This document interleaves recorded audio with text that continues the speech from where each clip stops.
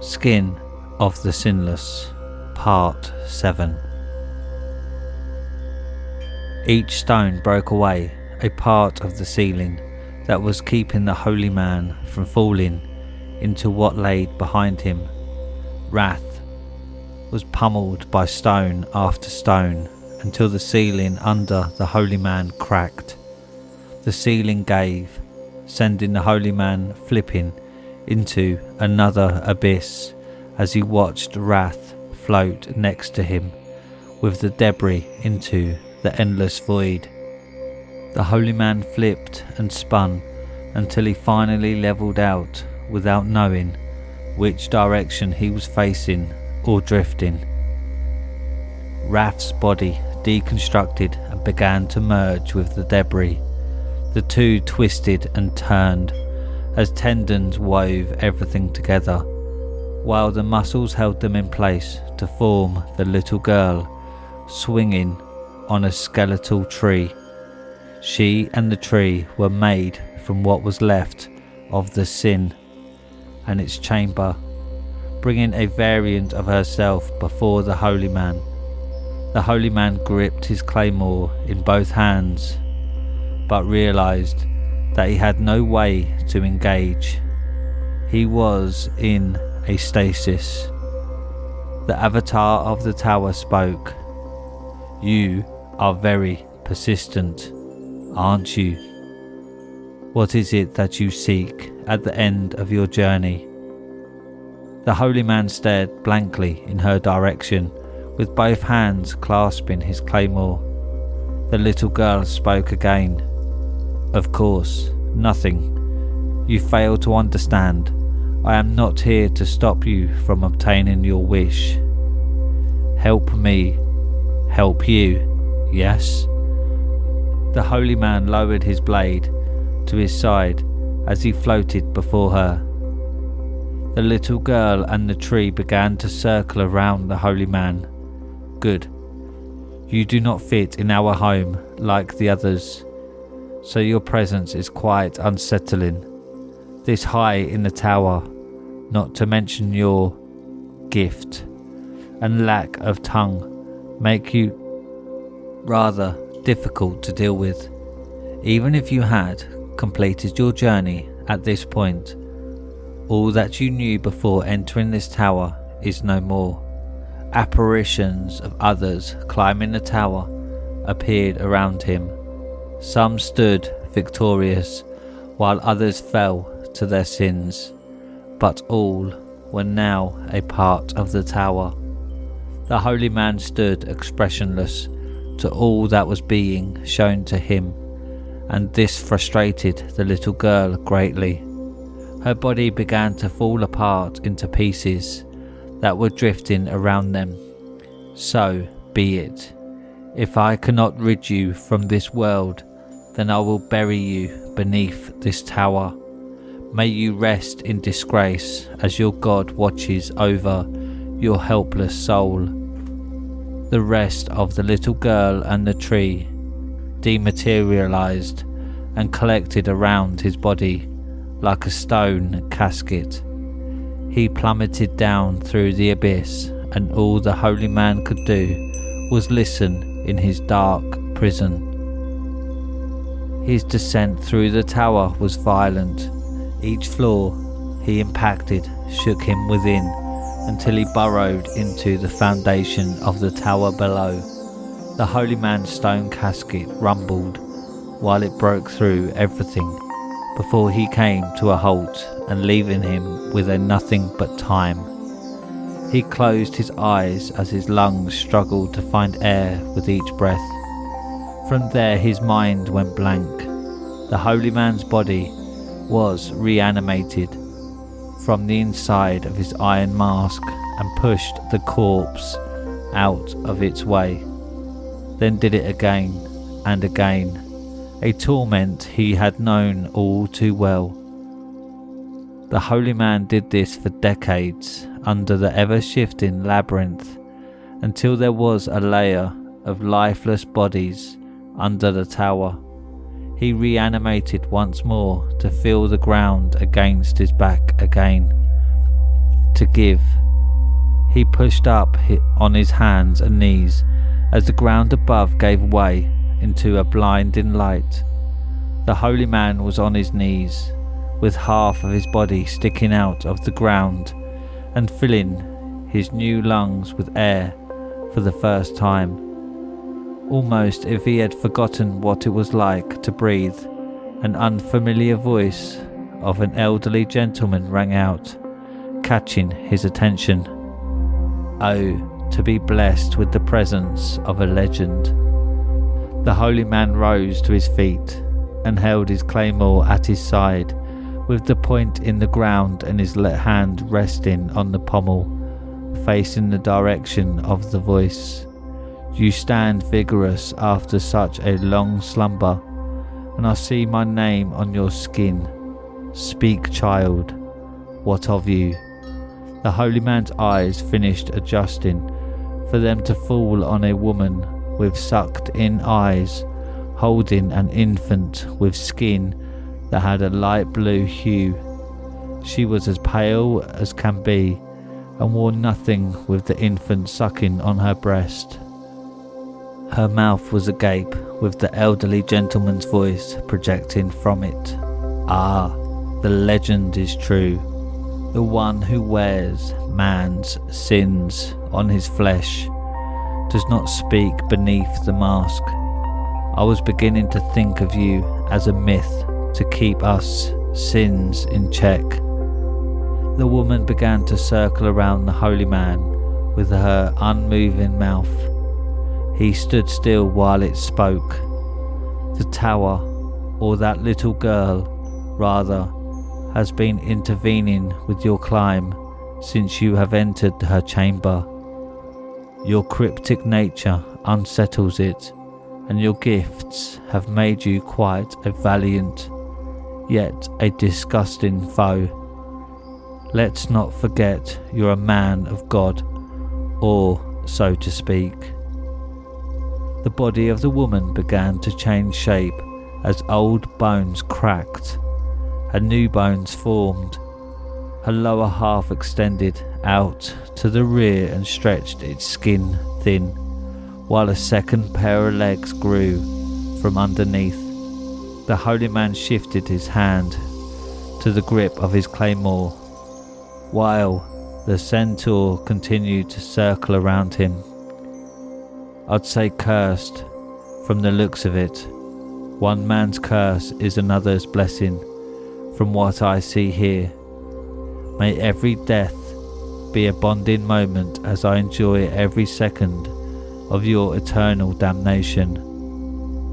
The woman grew another set of arms under those holding the infant. One was pointed at the end, with the other formed into a spiked ball, where the hand would be. The woman reared back while giving off a deathly wail and disorientating the holy man before charging in. Blood drizzled from under the holy man's mask, but he stood strong. He flipped his claymore around and held it in front of him, with both hands on the grip. The woman reached over and swung the spiked ball at the holy man. He ducked under her spiked fist, and her pointed arm ricocheted off his iron mask. The holy man turned to face the abomination at the ready. As the woman turned on her haunches, it charged the holy man again, with its spikes hand raised above his head. The holy man brought his claymore straight down as it swung in his direction, in passing, and severed the limb at the elbow, then brought his blade around and caught his hind legs in one motion. The elder's voice echoed in the chamber, "Gah!" while the woman's back end dragged on the ground before taking up another shape.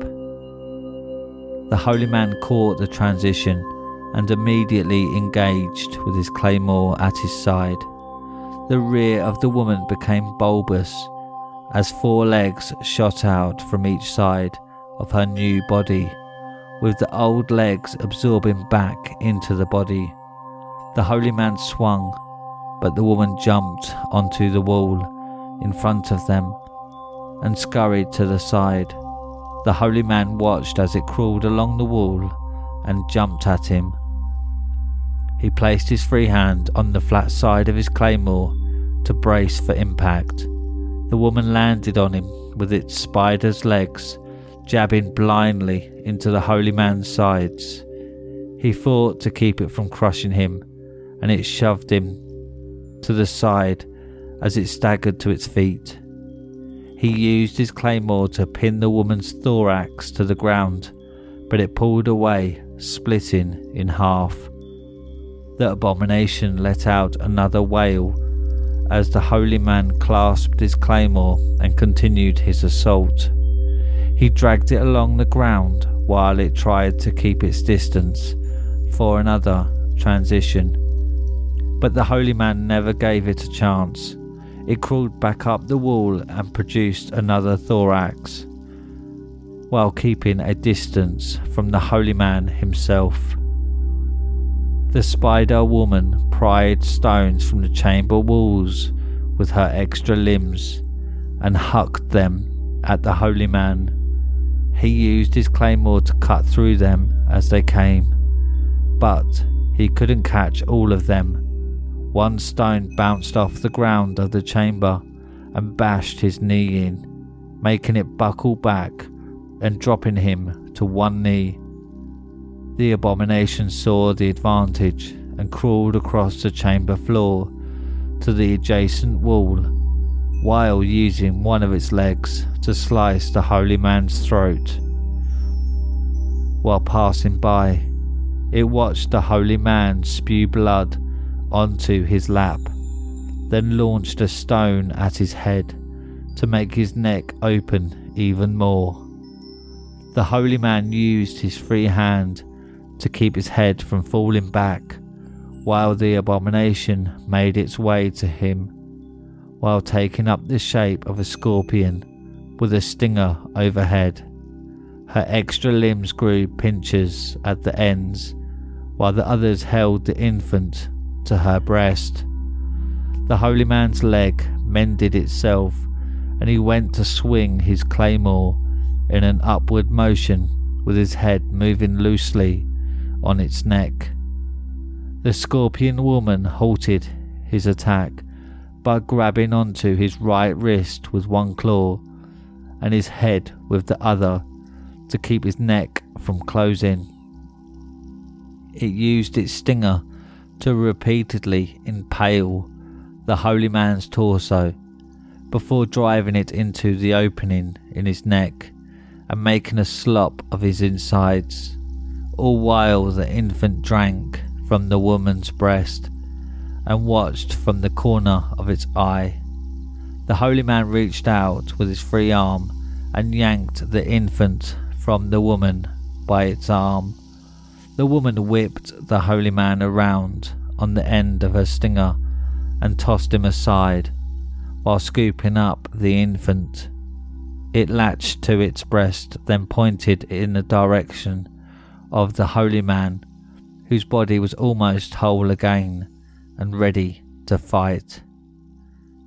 It screamed in the elderly gentleman's voice, "How dare you?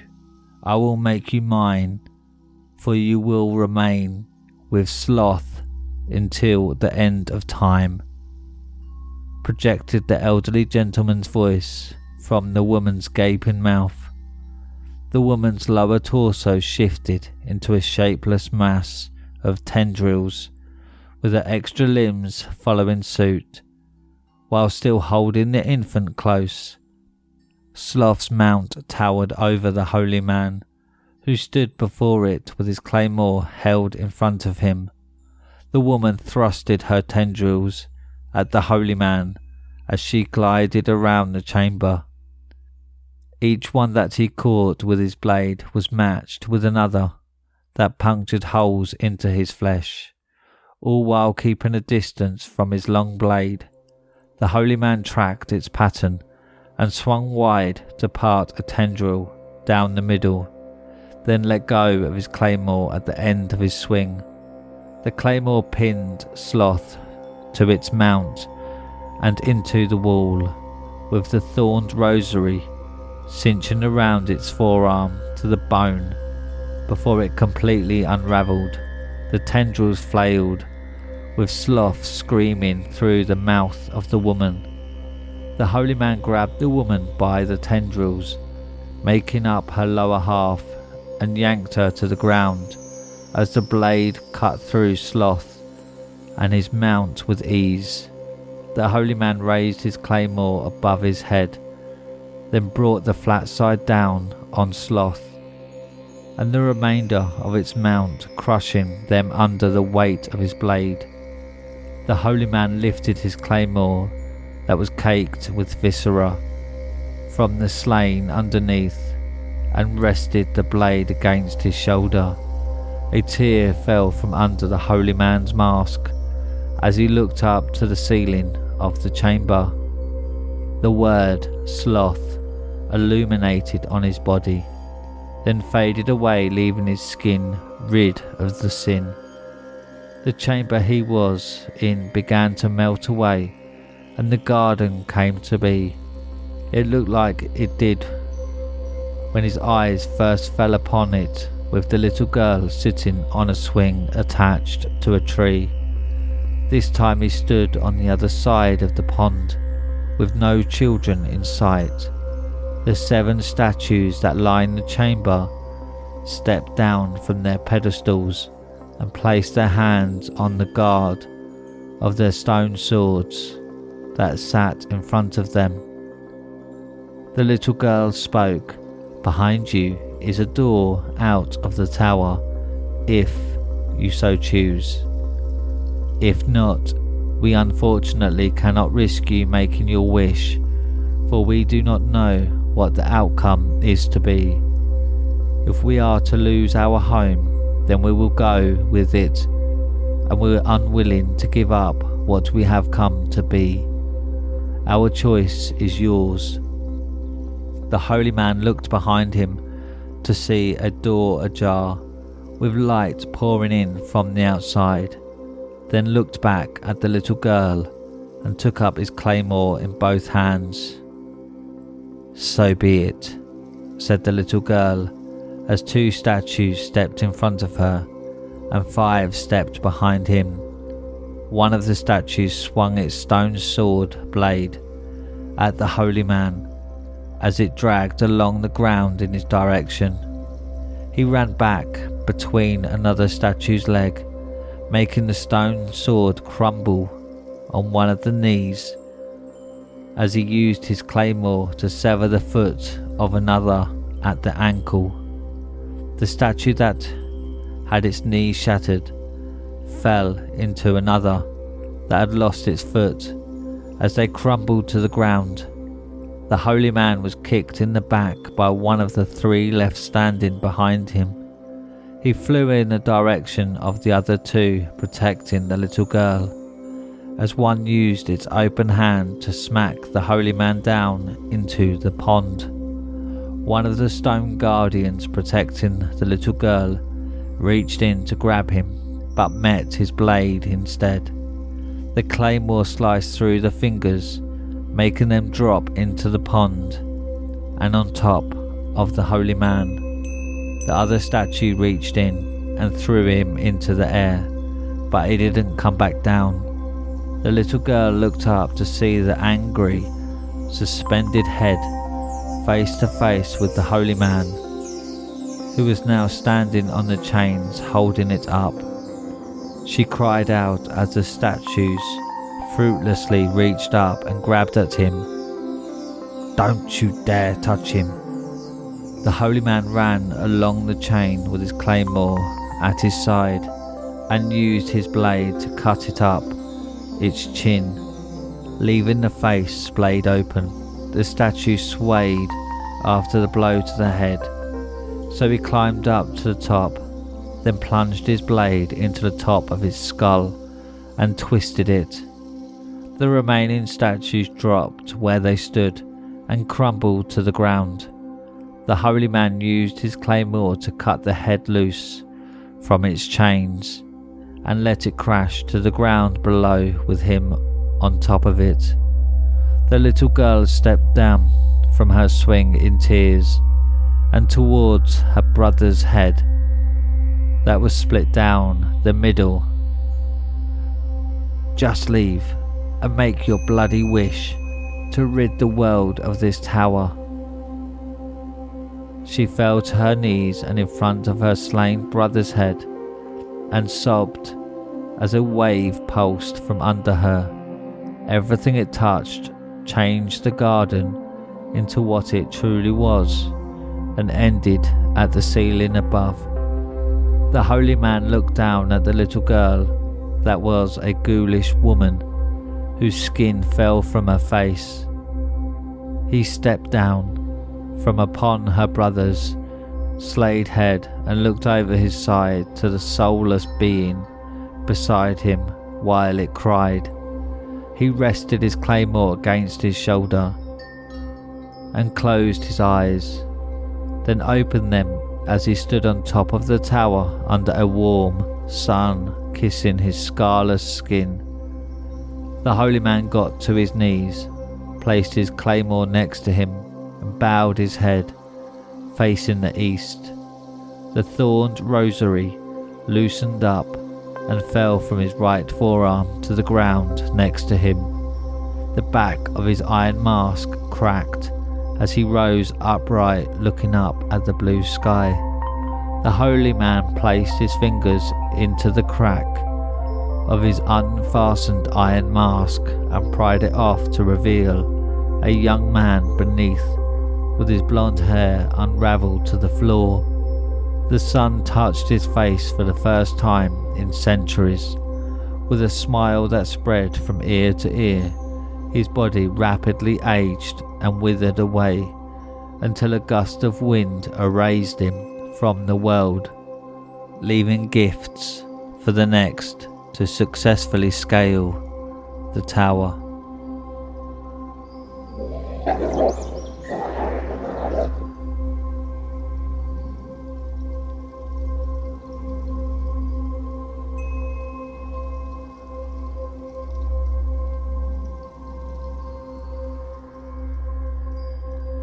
And that's it for tonight, my little hellhounds. Thanks for listening. If you've enjoyed tonight's scary story, then don't forget to like and subscribe and click the bell icon so you get notified every time I upload a new video. If you have any scary stories you want narrated on the channel, then submit them to Reddit r/homeofscares and follow me on Twitter at homeofscares. Now, good night, my little hellhounds.